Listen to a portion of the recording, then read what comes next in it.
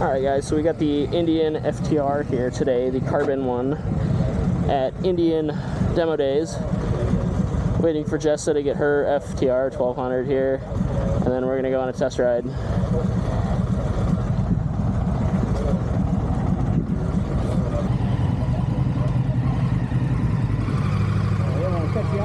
Oh, you're good. She's grabbing it. Oh, okay, cool.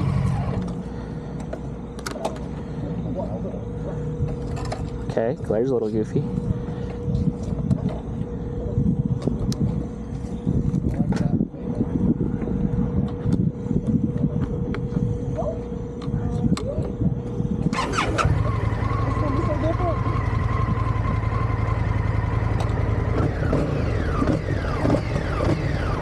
Alright, throttle by wire throttle's awesome.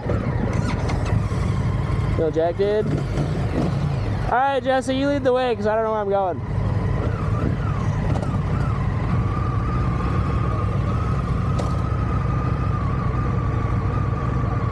Digital circular tack's pretty cool too.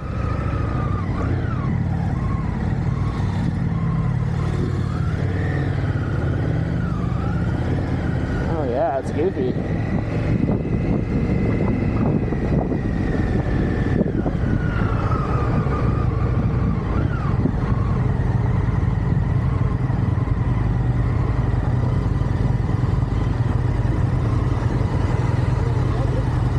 I'm ready. See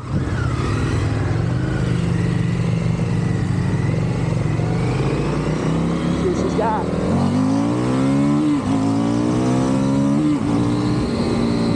Woo, she's zippy. It's pretty fast.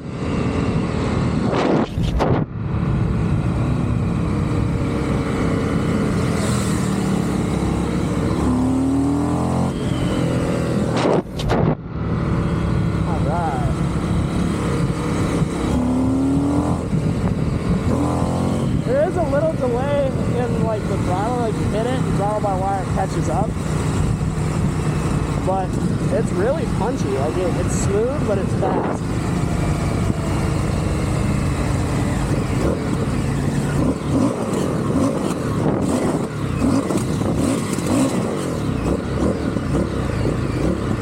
Jess has got the Akrapovic on here.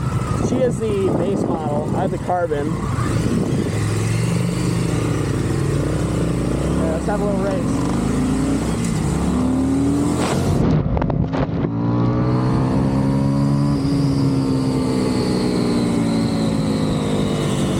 Yeah, they're fast. Let's see how they turn. Some maneuverability. It's kind of like a naked, yeah, it's just like a big naked 1200, man. Got some good torque under it. Nothing you guys probably, if you've done your research, don't know. But, they're ready.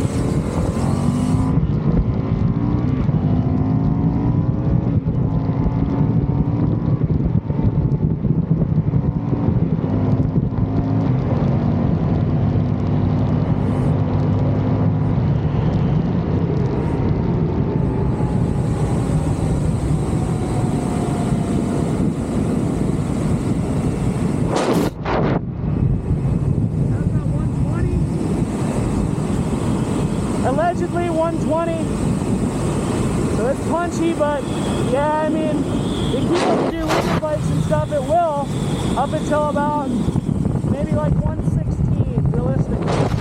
108, 116, which is pretty good. You know, if you're gonna do 40 rolls, 60 rolls, that's still a lot of fun, but they just don't scream. Like, very smooth though, very rideable. The seat height is really good. Like, it doesn't feel like my knees are in my chest or anything. It's very smooth.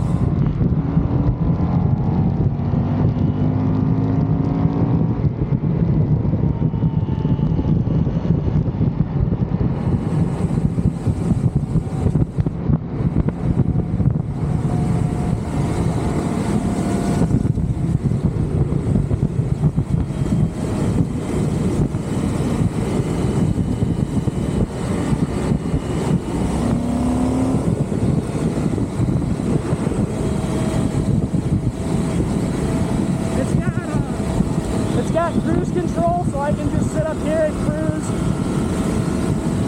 on the bike and not have to worry about it. It's got a bunch of different modes. I don't really know if I'm real familiar with it, but cruise control is super fun.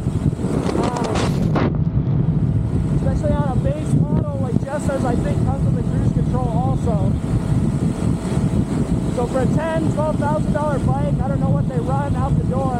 Depends on your dealership and what you're trade in and what you find, and all that. But for roughly a $10,000 to $13,000 motorcycle, you're going to get cruise control and you're going to get a great package out of it. So far, I'm really liking it.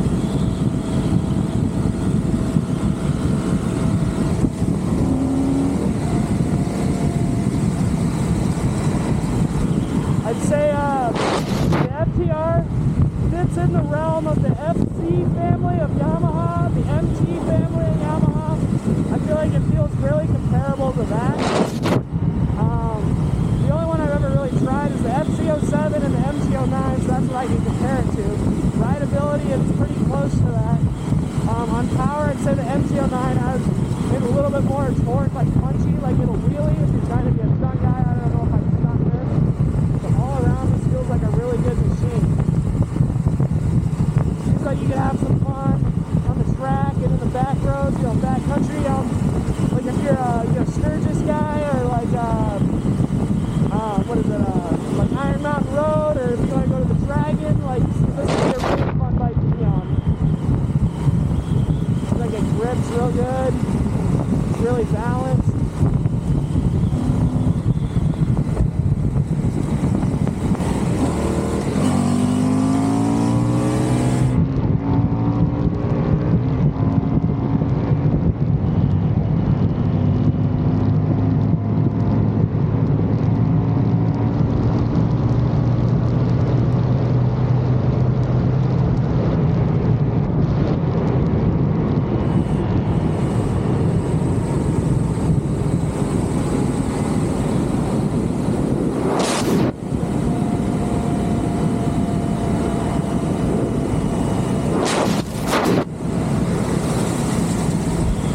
Keep up with probably a 750 Gixxer pretty well.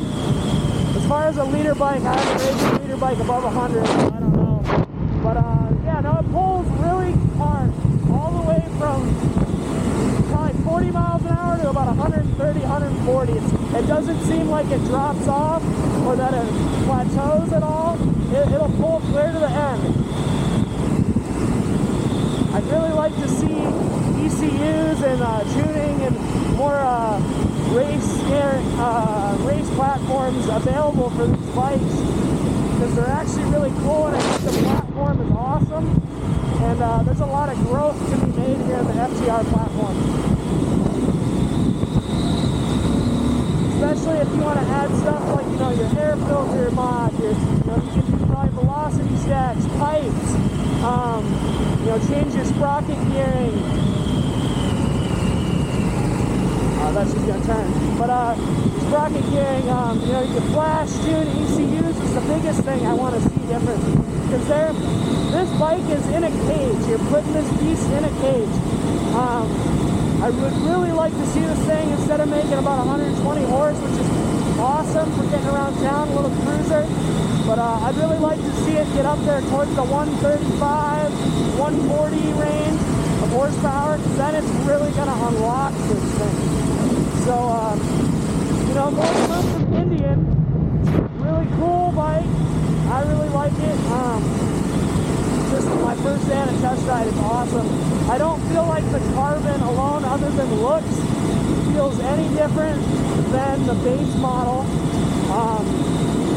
It's not going to make more power, it's just going to be the difference, and obviously you're going to have you're going to have something like an Acropovic or a race fit exhaust.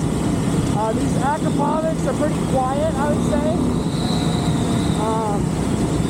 But I've seen on YouTube and TikTok that the race fits make these things super aggressively sounding, which is awesome. I think half the fun of a motorcycle is the noise it makes, which I feel like a lot of people know already. But get this thing, get it tuned, have a little flame tune on it, get this thing with a pipe that barks. It's going to be badass. get back into town, I'll kind of go towards the does it stunt or does it not. I'll see if it'll pull a wheel up or not. I expect it to, but stock, I guess we'll see. Chain driven, which is awesome. You don't have to worry about snapping belts, stretching belts on a torque aspect.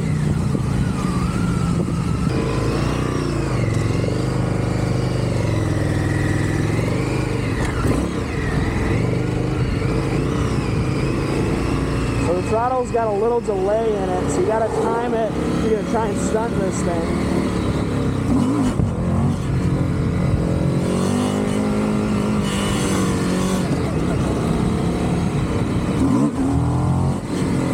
It will.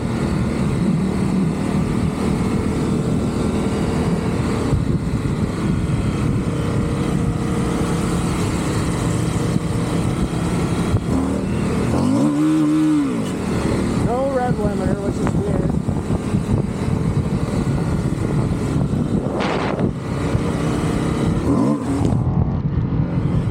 Yeah, it's a little goofy. You have to like preload it. Suspension's pretty stiff on this, I will say. It rides a lot like a dirt bike that's like way too stiff.